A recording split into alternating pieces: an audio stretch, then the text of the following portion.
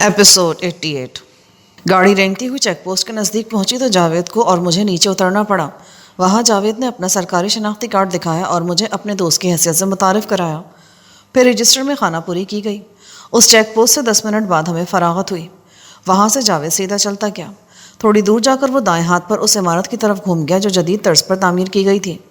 عمارت کے سامنے ایک پارکنگ لاٹ بھی موجود تھا۔ جاوید نے اپنی گاڑی وہیں پارک کی اور عمارت کے برآمدے کی طرف بڑھا۔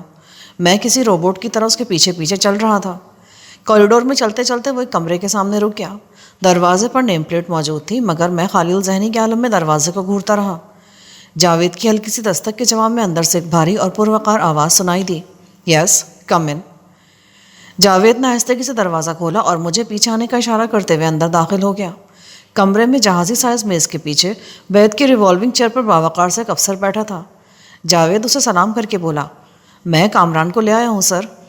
باوقار شخص چونک کر اپنی کرسی سے اٹھ کھڑا ہوا اور غور سے میرا سر تاپا جائزہ لے کر بڑبڑایا، oh you are Kamran? Yes sir, I'm Kamran. India سے واپسی پر تمہیں ہم سے فوراً ملنا تھا مگر تم ہم سے چھپتے پھر رہے ہو، ایسا کیوں؟ اس کیوں کے جواب میں مجھے شروع سے آخر تک اسے پوری کہانی بتانی پڑی۔ آئی سی، تمہارے خیال میں وہ امریکی لڑکی اس وقت کہاں ہوگی؟ میں نہیں جانتا سر، ورنہ اسے اب تک رہا کرنے کی کوئی تدبیر کر چکا ہوتا۔ ویسے مجھے اتنا یقین ہے کہ وہ موسیٰ خان کے قبضے میں ہے۔ اس یقین کی وجہ؟ اس کی وجہ مائیکل ہے۔ اس نے موسیٰ خان کی خدمات حاصل کر رکھی ہیں۔ اوہ موسیٰ خان! وہ میز پر ہاتھ مار کے دھاڑا۔ یہ موسیٰ خان جس دن میرے ہتھے چڑھ گیا وہ دن اس کی زندگی کا آخری دن ہوگا۔ سر، اگر آپ اجازت دیں تو وہ آپ کے ہتھے آج بھی چڑھ سکتا ہے۔ میں نے دبے دبے لفظوں میں کہا، میرا یہ مطلب نہیں ہے۔ میں قانونی طور پر اسے گرفتار کرنا چاہتا ہوں اور اس کے لیے ثبوت کی ضرورت ہے۔ کیا تم مجھے ثبوت مہیا کر سکتے ہو؟ آف کورس سر، مگر پہلے میں گلوریا اور تیمور کا سراغ لگاؤں گا، اس کے بعد ہی کچھ کر سکتا ہوں۔ آفیسر نے مجھے گھور کر دیکھا۔ کیا وہ امریکن لڑکی تمہارے لیے اتنی اہم ہے کہ تم اس کے لیے ملکی نوعیت کے کام چھوڑ سکتے ہو؟ میرا یہ مطلب نہیں تھا سر، اصل میں اکیلا تو اتنا کام نہیں کر سکتا نا۔ گلوریا اور تیمور میرے ہم مزاج ہیں، میری لائن آف ایکشن سمجھتے ہیں، بس یہ بات ہے، ورنہ اس ملک کی خاطر تو میری جان بھی حاضر ہے۔ میں جب ونود پانڈے کے پیچھے گیا تھا تو کسی نے مجھ سے ایسا کرنے کو نہیں کہا تھا۔ حکومت نے مجھے کوئی سیکیورٹی، کوئی ٹی اے ڈی اے نہیں دیا تھا، بلکہ الٹا میرے راستے میں رکاوٹیں کھڑی کرنے کی کوشش کی تھی۔ مجھے دہشت گرد کا خطاب دیا گیا تھا اور میرے سر کی قیمت مقرر کی گئی تھی۔ اس کے باوجود میں نے اپنے مشن کو مکمل کیا۔ انڈیا میں بھی میرے سر کی قیمت مقرر ہے مگر یہ ان کا حق ہے۔ تکلیف تو مجھے اپنے ہم وطنوں کے رویے سے پہنچی تھی۔ ایک دہشت گرد بھلا آپ کے کیا کام آ سکتا ہے؟ ہاں، صرف یہ ہو سکتا ہے کہ آپ مجھے قانون کے حوالے کر دیں اور انعام کی خطیر رقم کے حقدار بن جائیں۔ بول چکے تم یا ابھی کچھ اور بھی کہنا ہے؟ افسر نے درشت لہجے میں کہا، میرے کچھ کہنے یا نہ کہنے سے کوئی فرق نہیں پڑے گا، آپ فرمائیے کیا کہنا چاہتے ہیں آپ؟ تم نے پانڈے سے وہ مائکرو فلمز اور کاغذات حاصل کر کے مجھ پر کوئی احسان نہیں کیا۔ یہ ملک جتنا میرا ہے اتنا ہی تمہارا بھی ہے۔ اس کام کا تذکرہ تو تم یوں کرو جیسے میری 7 پشتوں پر احسان کر کے آئے ہو۔ تم نے کبھی تاریخ پڑھی ہے؟ اس نے درشت لہجے میں پوچھا۔ اس کا پارا آہستہ آہستہ چڑھتا جا رہا تھا۔ جاوید مسلسل مجھے خاموش رہنے کے اشارے کر رہا تھا مگر میں نے بھی زبان بند نہ رکھنے کا فیصلہ کر لیا تھا۔ تاریخ؟ میں استہزائیہ انداز میں ہنس دیا۔ میرا خیال ہے کہ میں یہاں کسی سیمینار میں نہیں آیا ہوں۔ ایک دہشت گرد کا بھلا تاریخ سے کیا علاقہ؟ مجھ سے تو یہ پوچھیں کہ 7mm کی رینج کیا ہے، G3 کتنی خوفناک ہوتی ہے، ماؤزر، ریوالور اور مشین پسٹل میں سے کس کا فنکشن سب سے اچھا ہے؟ میرے ہم وطنوں کا نمبر تو بعد میں آتا ہے صاحب، پہلے تو مجھے اپنوں نے دھتکار دیا۔ میرے خونی رشتوں نے مجھ سے آنکھیں پھیر لیں۔ میرے ماضی کے بارے میں کیا جانتے ہیں آپ؟ کیا کہتی ہے آپ کی انٹیلیجنس؟ باوقار شخص کے چہرے پر پہلی دفعہ مجھے مسکراہٹ دکھائی دی۔ ہم تمہارے بارے میں سب کچھ جانتے ہیں کامران۔ ہم جانتے ہیں کہ تمہارا تعلق پنجاب کے کون سے جاگیردار خاندان سے ہے، تمہارے تایا اور اس کے بیٹوں نے تمہارے ساتھ کیا سلوک کیا، تمہاری ماں اور نانا نے کیسے تمہاری پرورش کی، مگر اس کے باوجود تم غلط راستے پر چل نکلے۔ بہرحال چھوڑو اس بحث کو، یہ بتاؤ تم ہمارے ساتھ کام کرنے کو تیار ہو یا نہیں؟ میں آزادانہ طور پر اپنے طریقے سے کام کرنے کا عادی ہوں۔ اگر آپ مجھے آزادی سے کام کرنے دیں تو میں ضرور کام کروں گا۔ چلو مان لیا، مگر فی الوقت تم تنہا ہو۔ تمہارے دونوں اہم ساتھی گلوریا اور تیمور لاپتہ ہیں۔ اس صورت میں تم تنہا کام کیسے کرو گے؟ یہ تو کام کی نوعیت پر منحصر ہے۔ کام ذرا مشکل ہے، اس نے کہا۔ اچانک ٹیلی فون کی گھنٹی بجنے لگی۔ وہ ایکسکیوز کر کے ٹیلی فون کی طرف متوجہ ہو گیا۔ مجھے اس کی معلومات پر حیرت تھی۔ اس کے چہرے پر مسکراہٹ گہری تھی۔ تمہارا 50% کام تو ہو گیا ہے کامران۔ میں سمجھا نہیں سر۔ ابھی سمجھ جاؤ گے۔ تمہاری امریکن ساتھی کا سراغ مل گیا ہے۔ آپ مذاق تو نہیں کرے مجھ سے؟ What do you mean by مذاق؟ میرے آدمیوں نے مجھے ابھی ابھی اطلاع دی ہے کہ گلوریا ڈیفینس کے ایک مکان میں موجود ہے، تو پھر وہاں ریڈ کی تیاری کریں۔ یہ اتنا سمپل نہیں ہے مائی بوائے، وہ بنگلہ ایک بڑی سیاسی شخصیت کی ملکیت ہے۔ جب تک ہم قانونی کارروائی کریں گے، تلاشی کا وارنٹ حاصل کریں گے، اسے خبر ہو جائے گی اور وہ گلوریا کو وہاں سے شفٹ کر دے گا۔ تو پھر آپ یہ مجھ پر چھوڑ دیں، مجھے صرف اس بنگلے کا ایڈریس بتا دیں، باقی کارروائی میں خود کر لوں گا۔ اس سلسلے میں اگر میں پکڑا بھی گیا تو آپ کا نام نہیں لوں گا۔ میں بھی یہی چاہتا ہوں کہ تم ہی کارروائی کرو، میرے دو بہترین آدمی تمہارے ساتھ ہوں گے، ان دونوں کو ہی آرمی سے ڈسمس کر دیا گیا ہے۔ جاوید تو تمہارے سامنے کھڑا ہے، عابد کو میں بھی بلوا لیتا ہوں، یہ دونوں بہترین کمانڈوز ہیں اور وقت پڑنے پر تمہیں گلوریا اور تیمور کی کمی محسوس نہیں ہونے دیں گے۔ پھر اس نے انٹرکام پر عابد کو طلب کر لیا۔ جاوید کی طرح وہ بھی مضبوط ہاتھ پیروں اور ٹھوس جسم کا مالک تھا۔ آفیسر اچانک اٹھ کھڑا ہوا۔ وش یو بیسٹ آف لک کامران۔ اتنا خوفناک اور جسیم کتا میں نے زندگی میں پہلی دفعہ دیکھا تھا۔ اس نے زقن لگائی اور سیدھا مجھ پر آیا۔ وہ اتنا بھاری بھرکم تھا کہ اس کے وزن سے میں لڑکھڑا کر پیٹھ کے بل گر گیا۔ دوسرے لمحے میں سنبھل گیا۔ اس کی کوشش تھی کہ میرا نرخرا چبا ڈالے۔ میں نے اس کی گردن دبوچنے کی کوشش کی تو اس کے گلے میں پڑا ہوا چمڑے کا مضبوط پٹا میرے ہاتھ میں آ گیا۔ میں نے پٹے میں انگلیاں ڈال کر اسے پوری قوت سے پیچھے دھکیلنے کی کوشش کی، مگر وہ کسی قیمت پر پیچھے ہٹنے کو تیار نہیں تھا۔ چاند کی روشنی میں مجھے کتے کا خوفناک جبڑا اور نوکیلے دانت صاف نظر آ رہے تھے۔ وہ خوفناک انداز میں غرا رہا تھا اور مجھ سے اتنا قریب تھا کہ اس کے متعفن سانس میرے چہرے سے ٹکرا رہے تھے۔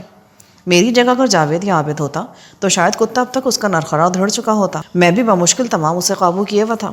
میں نے اپنی گرفت مزید سخت کی اور کتے کو زوردار جھٹکا دیا۔ اس جھٹکے سے اس کے گلے میں پڑا ہوا پٹا ٹوٹ گیا۔ گردن آزاد ہوتی اس کی تھوتنی خاصی قوت کے ساتھ میرے چہرے سے ٹکرائی۔ میں نے گھبرا کے دوبارہ اس کی گردن پکڑنے کی کوشش کی، مگر اس کی جلد اتنی چکنی تھی کہ وہ میری گرفت میں نہیں آیا۔ میں نے بائیں کرائی سے اسے روکا اور دائیں ہاتھ سے زوردار گھونسا اس کی کھوپڑی پر رسید کیا۔ میرا گھونسا اچٹتا ہوا لگا، مگر اس سے اتنا فائدہ ضرور ہوا کہ کتے کے حملوں میں وہ شدت نہ رہی۔ دوسری لمحے کتا مجھے چھوڑ کر ہٹ گیا اور خوفزدہ انداز میں مجھے دیکھنے لگا۔ اب وہ مجھ پر حملہ کرنے کے بجائے وہاں سے بھاگنے کی کوشش میں تھا۔ مجھے ایک دم احساس ہوا کہ میرا جسم پسینے میں شرابور ہے اور کتا اس مخصوص بو سے خوفزدہ ہو گیا ہے جس سے درندے خوفزدہ ہو جایا کرتے تھے۔ میں اب کتے کو زندہ نہیں چھوڑنا چاہتا تھا، کیونکہ جاوید اور عابد بھی اسی کوٹھی کے لان میں کہیں چھپے ہوئے تھے اور وہ کتا انتہائی خطرناک تھا۔ میں نے کتے کی تھوتنی پر اتنی زوردار کک ماری کہ وہ چند فٹ فضا میں بلند ہو کے دھپ سے زمین پر گرا۔ اس کے گرتے ہی میں نے جھپٹ کر اس کا گلا دبوچ لیا، مگر دوسری لمحے مجھے احساس ہوا کہ وہ تو پہلے ہی میری خوفناک کک سے دم توڑ چکا تھا۔ میں نے کتے کی لاش کو گھسیٹ کے ڈم ڈم کی گھنی باڑ کے پیچھے ڈالا اور پھونک پھونک کر قدم رکھتا ہوا آگے بڑھا۔ مجھے حیرت تھی کہ اس وسیع اور اس کوٹھی کی رکھوالی کے لیے محض ایک کتا ہی تھا۔ ابھی میں نے چند ہی قدم آگے بڑھائے تھے کہ مجھے چاند کی روشنی میں ایک سایہ سا دکھائی دیا۔ میں پھرتی سے زمین پر لیٹ گیا۔ اس کی چال ڈھال و قد و قامت سے میں نے اندازہ لگایا کہ وہ جاوید یا عابد میں سے کوئی نہیں تھا۔ پھر وہ بلند آواز میں بولا، ٹائیگر۔ وہ شاید کتے کو آوازیں دیتا ہوا مخالف سمت میں جا رہا تھا۔ اچانک جھاڑیوں میں سے کسی نے اس پر چھلانگ لگا دی۔ وہ غرا کر پلٹا، مگر اسے دیر ہو چکی تھی۔ حملہ آور نے اسے سنبھلنے کا موقع دیے بغیر ہنٹر نما کسی چیز سے اس پر وار کیا تھا۔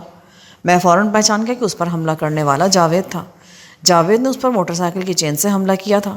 پہلے تو مجھے اس پر غصہ آیا کہ بجائے اسے پکڑنے کے اس پر چین سے حملہ کرنے کی کیا ضرورت تھی، مگر پھر مجھے احساس ہوا کہ اس نے ایسا کیوں کیا تھا۔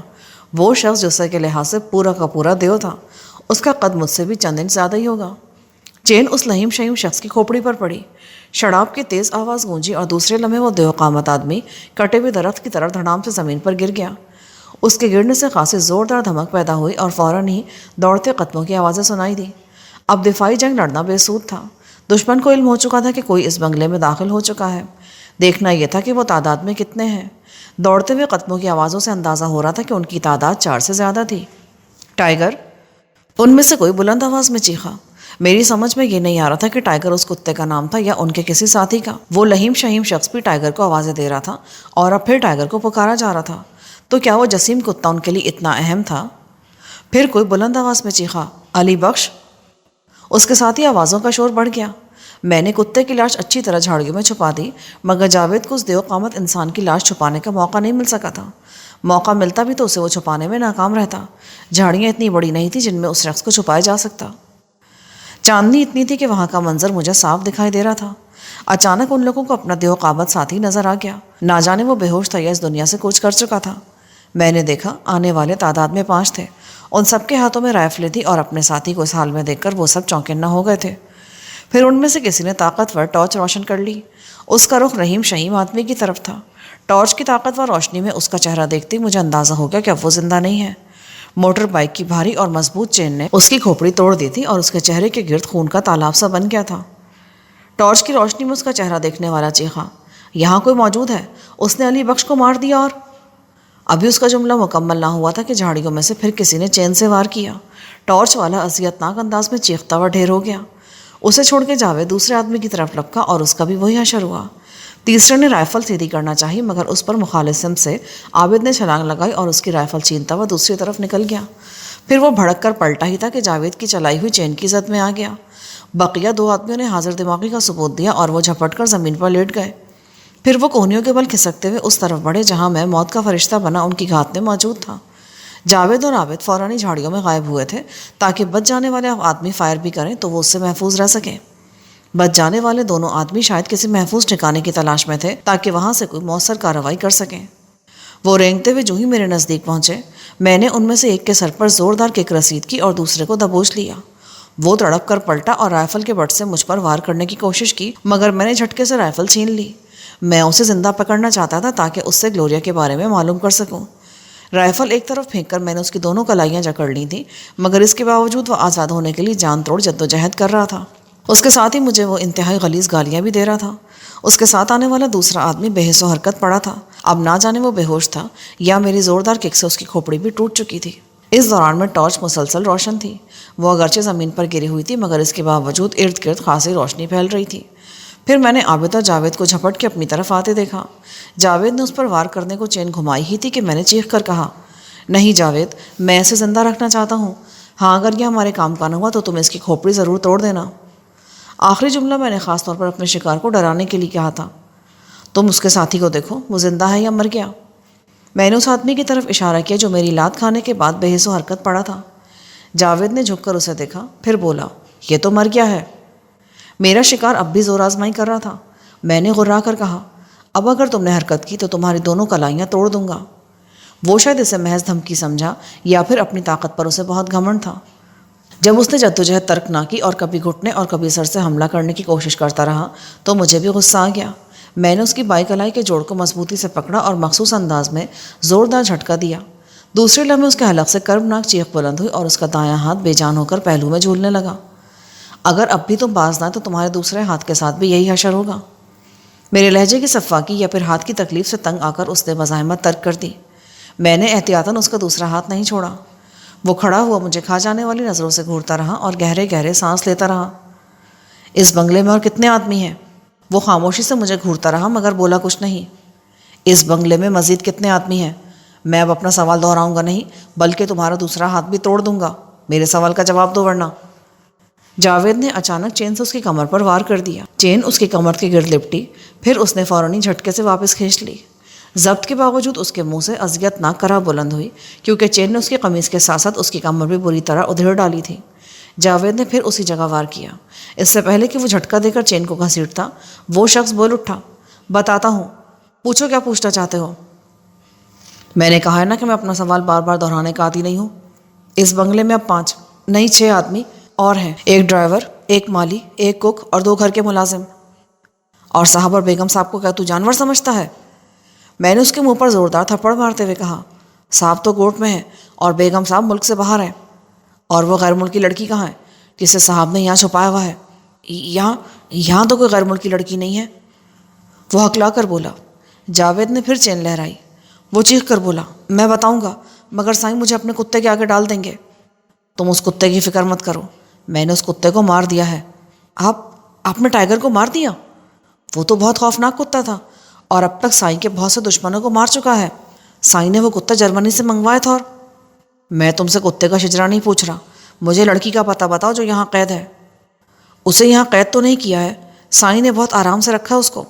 چلو ہمیں اس کے پاس لے چلو۔ وہ اندر جاتے ہوئے شاید ہچکچا رہا تھا۔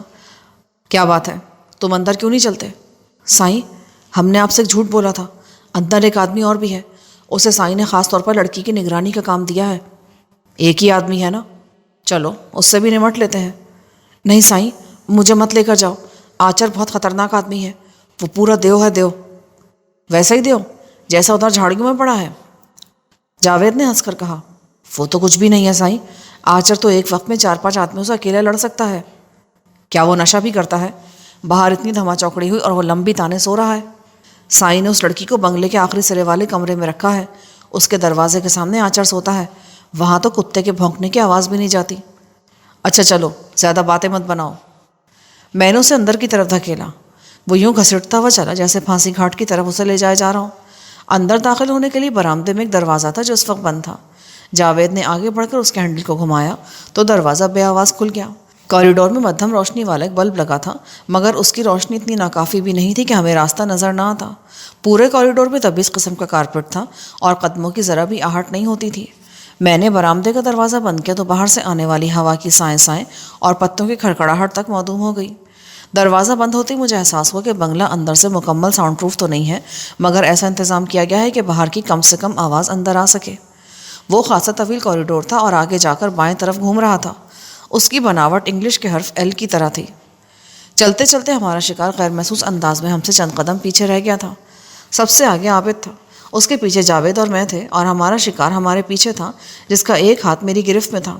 چلتے چلتے وہ بری طرح لڑکھڑا رہا تھا۔ بائیں طرف گھومنے سے پہلے اس نے اچانک جھٹکے سے اپنا ہاتھ چھڑا لیا اور پھرتی سے کھلے ہوئے دروازے میں داخل ہو کر دروازہ اندر سے لاک کر لیا۔ اس کی یہ حرکت اتنی غیر متوقع تھی کہ چند لمحے تک تو کچھ سمجھ ہی نہ سکا۔ ابھی ہم لوگ اس کی حرکت پر غور کر رہے تھے کہ وہ کمرے میں سے چیخ کر بولا، ہوشیار ہو جاؤ آچر، بنگلے کے اندر ڈاکو گھس آئے ہیں۔ فوراً ہی مجھے کوریڈور میں قدموں کی دھمک سنائی دی۔ ہم لوگ کوریڈور کی دیوار سے چپک کر کھڑے ہو گئے اور آنے والے کا انتظار کرنے لگے۔ دھمک ہمارے نزدیک آ کر رک گئی۔ آنے والا آچر تھا یا کوئی اور، مگر وہ اتنا بے وقوف نہیں تھا کہ اچانک ہمارے سامنے آ جاتا۔ میں بھی اچانک اس کے سامنے نہیں جانا چاہتا تھا۔ ممکن ہے وہ سب مشین گن یا اسٹین گن سے مسلح ہو اور ہمیں دیکھتے ہی فائر کھول دے۔ ہم دونوں ایک دوسرے کے سامنے آنے کا انتظار کر رہے تھے۔ کوریڈور میں محیب قسم کا سناٹا تھا، ایسا سناٹا کہ مجھے دوسری طرف موجود آدمی کی بھاری سانسوں کی آواز بھی صاف سنائی دے رہی تھی۔ پھر اس نے ایک عجیب حرکت کی۔ وہ پھرتی سے زمین پر لیٹا اور ہاتھ بڑھا کر کوریڈور میں لگے ہوئے بلب کو نشانہ بنا دیا۔ فائر کے ساتھ ہی بلب ٹوٹنے کا دھماکہ ہوا اور کوریڈور مکمل اندھیرے میں ڈوب گیا۔ کمرے میں بند آدمی مسلسل چیخ رہا تھا، آچر، ہوشیار رہنا، یہ بہت خطرناک لوگ ہیں۔ انہوں نے ہمارے سب آدمیوں کو مار دیا ہے۔ یہ اتنے خطرناک ہے کہ ٹائیگر کو بھی مار چکے ہیں۔ یہ یہاں سے بچ کر نکلنے نہ پائے آچر۔ اندھیرا ہوتے ہی ہم لوگ زمین پر لیٹ گئے تھے اور ہماری پوری توجہ کوریڈور کے اس سرے پر تھی جدھر آچر موجود تھا۔ کمرے میں بند آدمی ایک مرتبہ پھر واویلا کرنے لگا، اڑے اب بس بھی کرو چریا۔ ایک غرائی ہوئی آواز سنائی دی۔ اس کے ساتھ ہی جاوید کے ریوالور نے شعلہ اگلا اور کوئی کرا کر رہ گیا۔ میں جاوید کے نشانے کی داد دیے بنا نہ رہ سکا۔ اس نے محض آواز پر فائر کیا تھا اور آچر کو زخمی کر دیا تھا۔ جواب میں آچر نے اندھا دھند کئی فائر جھونک دیے، مگر ان میں سے کوئی گولی بھی ہمیں نقصان نہ پہنچا سکی، کیونکہ فائر کرتے ہی جاوید نے پھرتی سے اپنی جگہ تبدیل کر لی تھی۔ پھر جاوید نے ایک اور خطرناک حرکت کی۔ وہ رینگتا ہوا بائیں طرف گھوم گیا۔ براہ راست آچر کے نشانے کی زد میں آنا گویا موت کو دعوت دینا تھا، مگر اس کے بغیر کوئی چارہ بھی نہیں تھا۔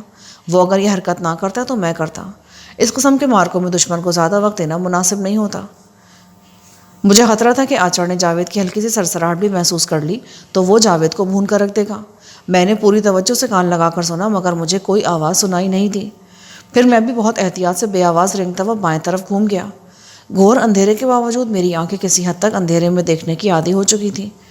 میں نے سوچا، کاش میرے پاس اینٹی ڈارک لینسز ہوتے۔ اینٹی ڈارک لینسز کا خیال آیا تو مجھے یاد آیا کہ جاوید کے پاس اینٹی ڈارک لینسز ہیں۔ اچانک چھناکے سے فضا کی آواز گونج اٹھی۔ ایسا لگا جیسے کنکروں سے بھرا ہوا ٹین کا کوئی ڈبہ لڑک گیا ہو۔ اس کے ساتھ ہی فائر ہوا اور جاوید اذیت ناک انداز میں کرا کر رہ گیا۔ وہ کمبخت آچر بلا کا چالاک تھا۔ اس نے کوریڈور کے عین وسط میں کنکریوں اور پتھروں سے بھرا ہوا ایک ڈبہ رکھ دیا تھا کہ کسی نے بھی ادھر آنے کی کوشش کی تو وہ اس ڈبے سے ضرور ٹکرائے گا۔ یوں سے دشمن کی پوزیشن کا اندازہ ہو جائے گا۔ اس کا نشانہ تو میں اسی وقت دیکھ چکا تھا جب اس نے کوریڈور کے بلب پر فائر کیا تھا۔ اگر جاوید کی آنکھوں پر اینٹی ڈارک لینسز ہوئے بھی تو اس کی توجہ سامنے کی طرف ہوگی۔ اسے کوریڈور میں رکھا ہوا ڈبہ نظر ہی نہیں آیا ہوگا۔ اسے نہ جانے کہاں گولی لگی تھی۔ میں نے اس کی ٹانگیں پکڑ کر آہستگی سے اسے پیچھے کھینچ لیا۔ وہ اس وقت گہرے گہرے سانس لے رہا تھا۔ میں اسے دبیز کارپٹ پر احتیاط سے کھینچتا ہوا کوریڈور میں گھوم کر محفوظ مقام پر پہنچ چکا تھا۔ وہ گہرے سانس لے رہا تھا اور ہوش میں تھا۔ میں نے جھک کر اس کی شکل دیکھنے کی کوشش کی، مگر مجھے کچھ دکھائی نہ دیا۔ میں نے تشویش زدہ لہجے میں پوچھا، تم ٹھیک تو ہو نا جاوید؟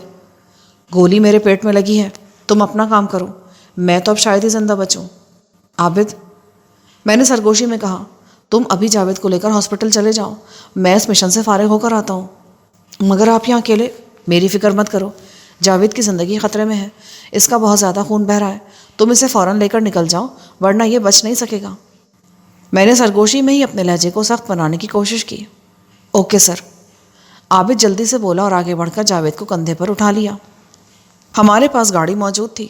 میں نے عابد سے کہہ دیا کہ جاوید کو ہاسپٹل پہنچانے کے بعد وہیں رہنا اور ادھر کا رخ مت کرنا، میں اس معاملے سے تنہا نمٹ لوں گا، اور ہاں، جاتے ہوئے یوں ظاہر کرنا جیسے ہم لوگ یہاں سے فرار ہو رہے ہوں۔ عابد نے میرے کہنے پر عمل کیا اور وہ دھم دھم کرتا ہوا باہر کی طرف دوڑا۔ اس نے کوریڈور کا دروازہ کھول کر زوردار آواز میں بند کیا اور چند لمحوں بعد مجھے گاڑی سٹارٹ ہونے کی آواز سنائی دی۔ کمرے میں بند آدمی چیخ کر بولا، ارے جلدی کرو آچر، انہیں پکڑو، وہ لوگ فرار ہو رہے ہیں۔ جاوید کے اینٹی ڈارک لینسز شاید وہیں گر گئے تھے، کیونکہ جب میں نے اسے روانہ کیا تو لینسز اس کی آنکھوں پر نہیں تھے۔ دوسرے لمحے کوریڈور کے دوسرے سرے سے دوڑتے ہوئے قدموں کی دھمک سنائی دی۔ میں دیوار سے چپک کر کھڑا ہو گیا۔ فوراً ہی انتہائی دراز قامت ایک ہیولا نمودار ہوا۔ وہ جتنا لمبا تھا اتنا ہی چوڑا بھی تھا، مگر اس جثے پر بھی اس کی پھرتی قابل داد تھی۔ وہ چند لمحے وہاں کھڑا ہوا اندھیرے میں گھورتا رہا، پھر بڑھ رفتاری سے کوریڈور کے دروازے کی طرف بڑھا۔ بس وہی فیصلہ کن لمحہ تھا۔ میں نے اچانک اپنی ٹانگ آگے بڑھا دی۔ وہ اپنے زور میں فرش پر گرا تو اتنی زبردست دھمک پیدا ہوئی کہ دیواریں تک ہل کر رہ گئیں۔ گرنے کے ساتھ ہی اس کے حلق سے غراہٹ آمیز کراہیں بلند ہوئیں، مگر وہ پھرتی سے دوبارہ اٹھ کھڑا ہوا۔ میں نے ریوالور سیدھا کیا اور ایک دم اس پر فائر کر دیا۔ اس کی کرب میں ڈوبی ہوئی آواز گونجی، مگر وہ اپنے پیروں پر کھڑا رہا۔ پھر دوسرے لمحے اس نے اندازے سے مجھ پر چھلانگ لگائی۔ مجھے ایسا لگا جیسے آس پاس کی کوئی دیوار مجھ پر آ گری ہو۔ میں نے آخری وقت میں اس کی زد سے بچنا چاہا تھا، مگر ایک تو کوریڈور تنگ تھا، دوسرے وہ شخص اتنا لہیم شہیم تھا کہ اگر دونوں ہاتھ پھیلا کر کھڑا ہو جاتا تو اس سے بچنے کی کوئی گنجائش ہی نہیں رہتی تھی۔